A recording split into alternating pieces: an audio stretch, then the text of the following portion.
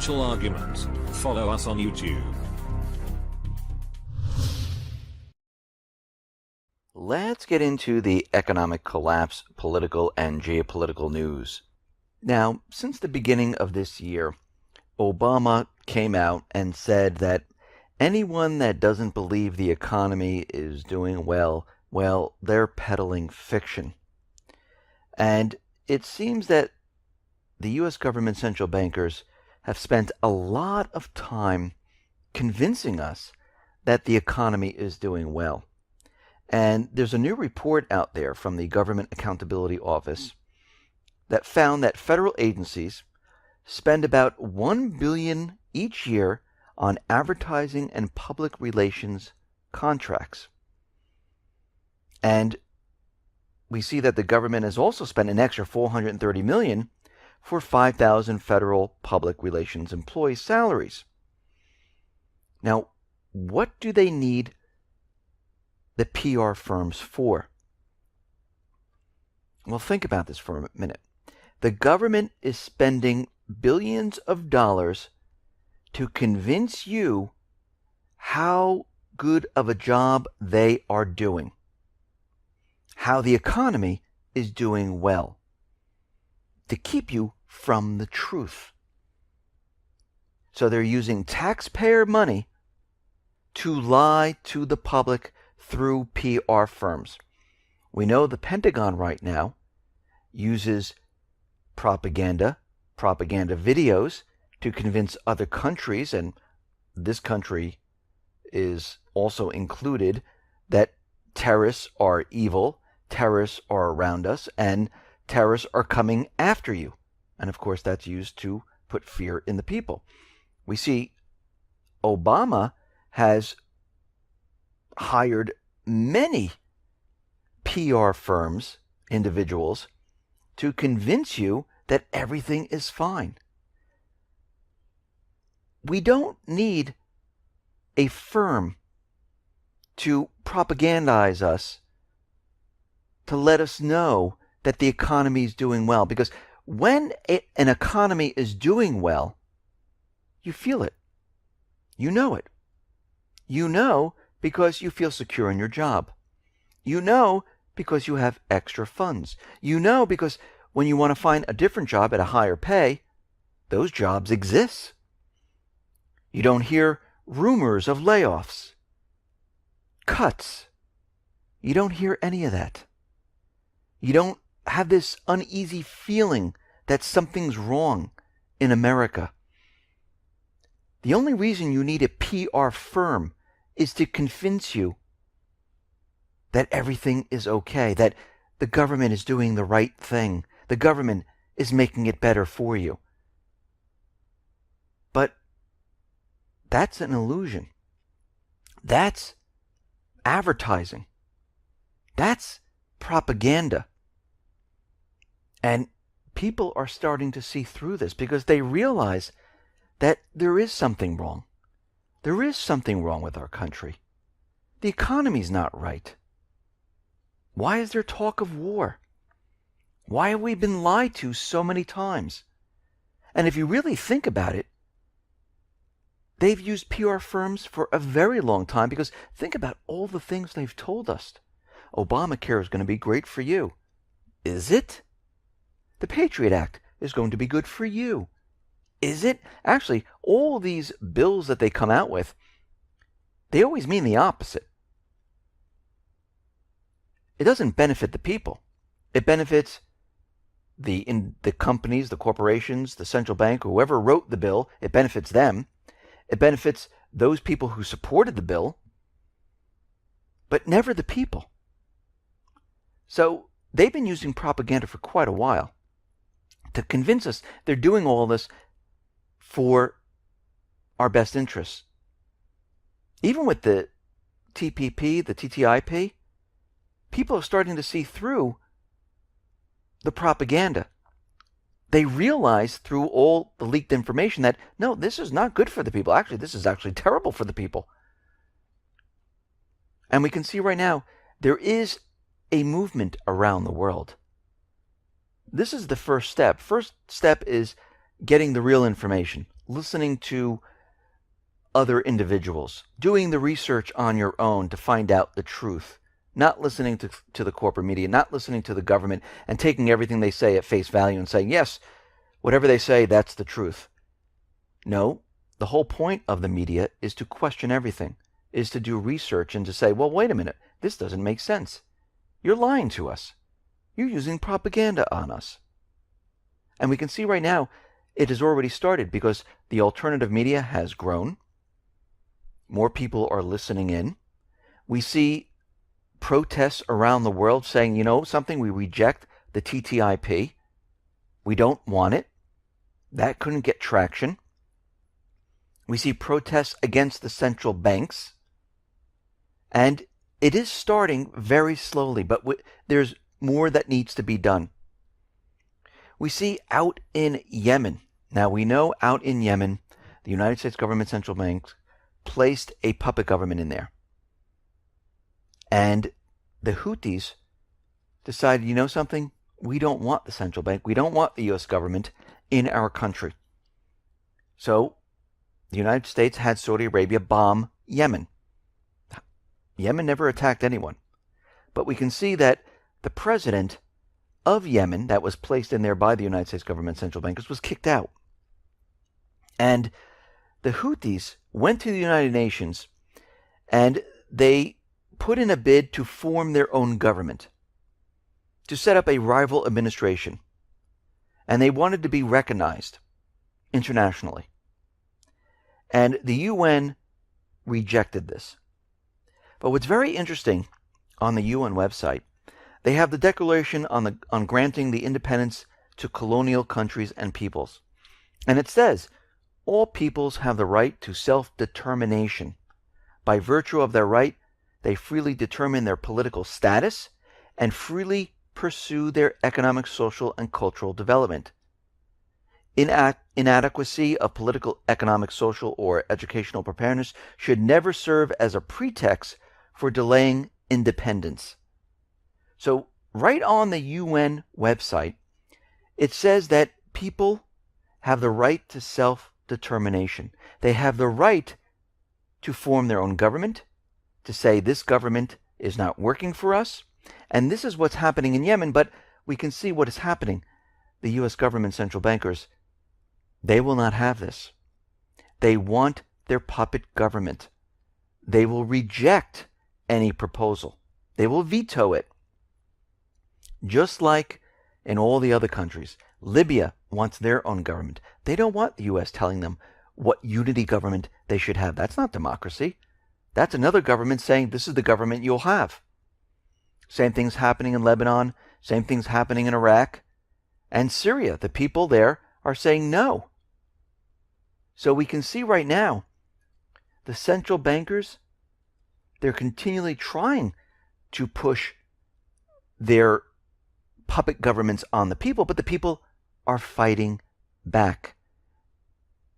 And we can see right now, through the rejection of the UN, they're not even following their own mandate. Now, yesterday we reported on Iraq and Turkey, where the Iraqi Prime Minister told Turkey, you must leave our country. We did not invite you in. We don't want you here. And if you stay, there's going to be problems. Now, Iraq is a sovereign country.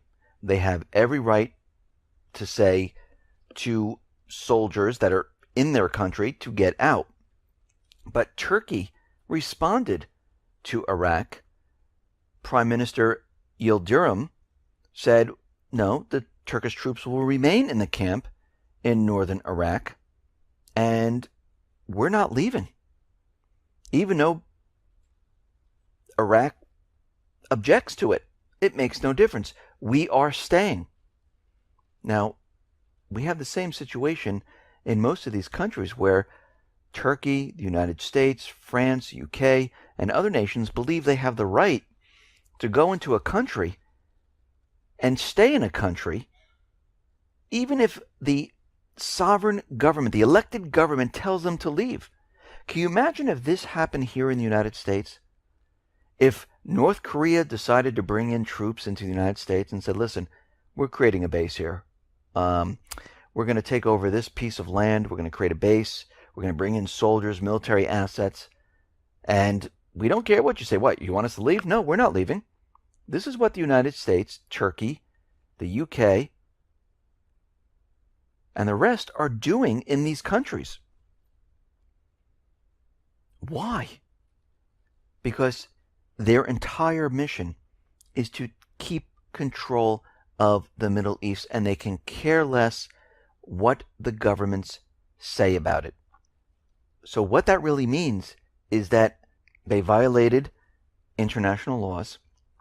They don't care what elected governments have to say, and they are invading these countries, starting a war on purpose. Now, we know out in Syria, the situation is not improving for the United States. We see Syria and Russia, they are just about to take over Aleppo, which means the United States, there'll be no reason for them to stay in Syria, but of course they're not going to leave. And the real reason the U.S. can't separate the moderates from Al-Qaeda and al-Nusra is because there really isn't moderate rebels. There's nothing to separate. They're all one and the same. And when you really look at what is going on in Aleppo, we see the vast majority of Aleppo's remaining 2 million residents live in government-controlled territory, with less than 250,000 trapped in terrorist-held sections of the city. Not only do 1.75 million of Aleppo's 2 million residents live in government-controlled sections of the city, but militant groups held up in districts awaiting liberation are not even entirely made up of Syrians, but rather foreigners who've entered the country. This entirely undermines the West's narrative that Syria is undergoing a civil war, rather than a foreign orchestrated invasion. Because when you really look at the terrorists that are there, that are paid mercenaries, 99.5%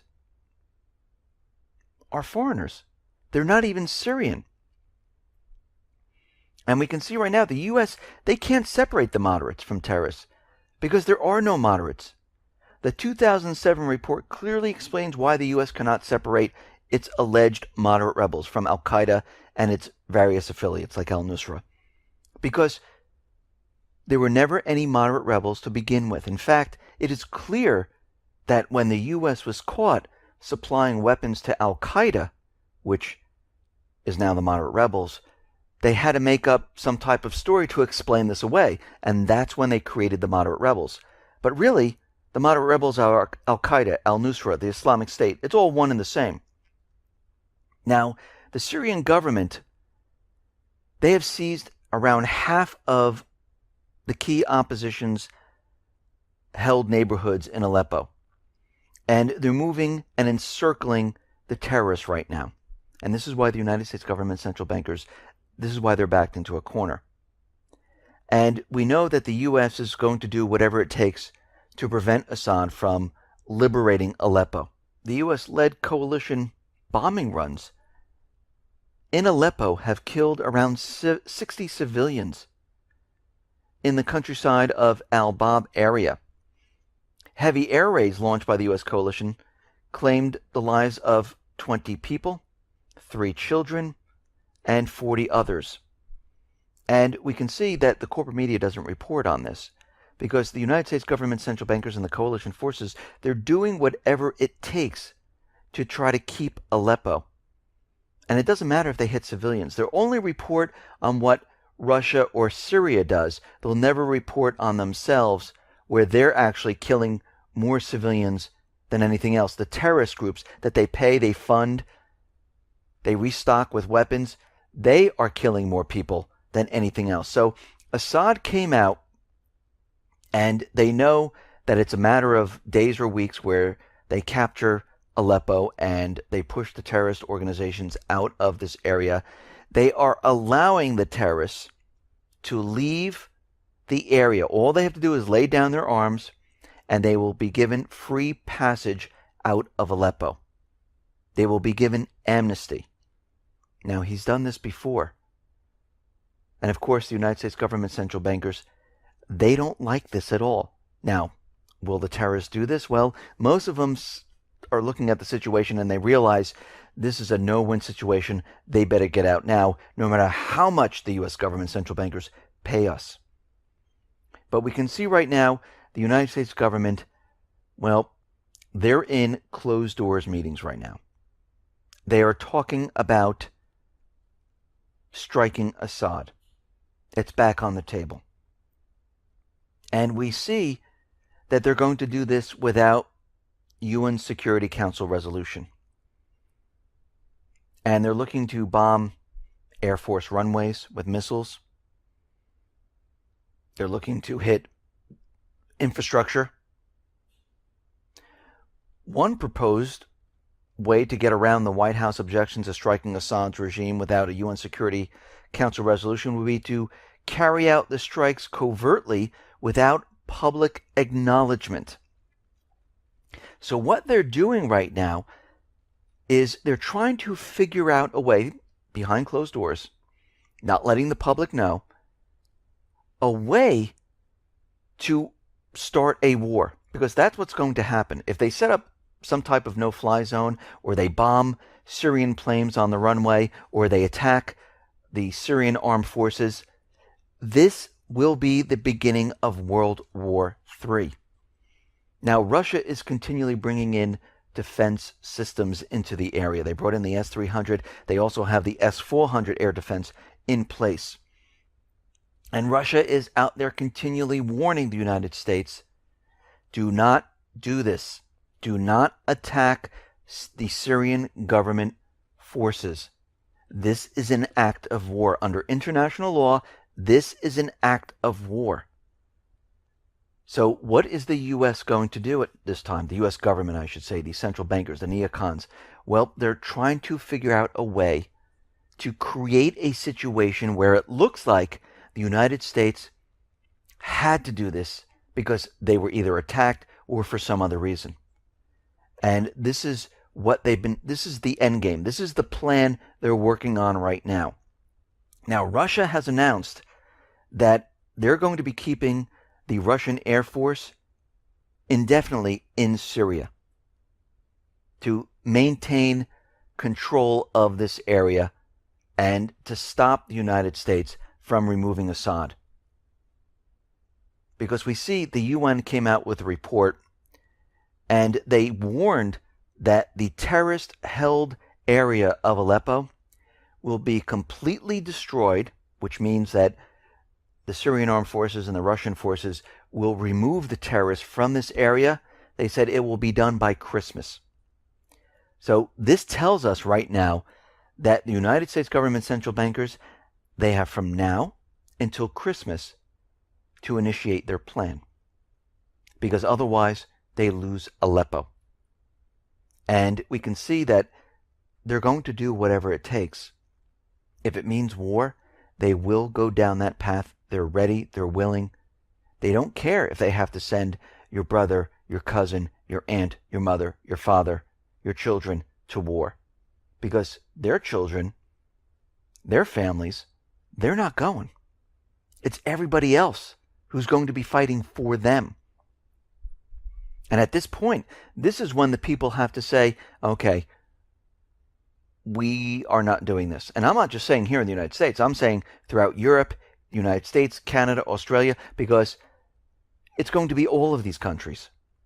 And we know from the actions of Putin, from every single time that we've been tracking each one of these incidences, that he does not want war.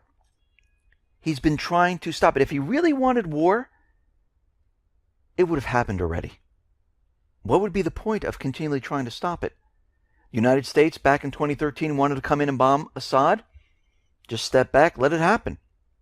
In Ukraine, they wanted to start war there. Russia could have just come right in with all the military assets, started a war because the United States would have joined in there. Here, Russia continually tried to work with the United States in Syria. They wanted to work together to get rid of the Islamic State. The United States put together a coalition, did not include Russia or China, because their mission was not to get rid of the Islamic State. It was to get rid of Assad. Their mission was to use the Islamic State to get rid of Assad. Russia stepped in continually, time after time after time, tried to work with the United States to work together to get rid of the terrorists, which are really the paid mercenaries that the United States funds, protects, supplies military assets with. So if Russia, Putin, wanted to start a war, it would have been done already. From his actions, they're trying to avoid war. But the neocons, they want war at all costs. They will continually try to get a war. They will not stop. We see already there are additional warnings. This is coming from Fallon. They're no longer using the Islamic State as the terrorist group that will create some type of an event. Now they're falling back on Al-Qaeda once again, because the Islamic State is pretty much beaten. So they're out there saying that Al-Qaeda, well, they are ready to strike the UK and Europe at any moment. New charge of terror is believed to be led by Osama bin Laden's son. I mean, they're pulling out all the stops from the past. They're trying to create a story that will gain traction. Because, remember, we have this window right now. From the UN report, they have until Christmas. So they're going to do whatever they have to do from now until then to try to get the war started, to have some type of an event. Because what we're seeing right now is the entire system, it's falling apart. We can see why the DOJ, the Department of Justice, is putting pressure on Deutsche Bank with this mortgage-backed security fine, because they know they can bring down the system whenever they want. So this might be timed with what's going to happen from now until the end of the year, because we can see that all of this is rapidly deteriorating very, very quickly, and the U.S. government, the neocons, they're backed into a corner, and they might bring down the economy, they might start a war, they might go full throttle on all of this, and we can see that they're not going to stop. They're going to continually push until they start a war. They get a controlled collapse where they can cover it up. They can get laws passed to give more power to the central bank. And we can see this is all being done because the system is at its end game. It cannot be supported anymore. They know this. And it's starting to look like they're getting ready to bring it all down. Listen, everyone, thanks a lot for listening. Be well, be safe, and especially be prepared. Thanks a lot.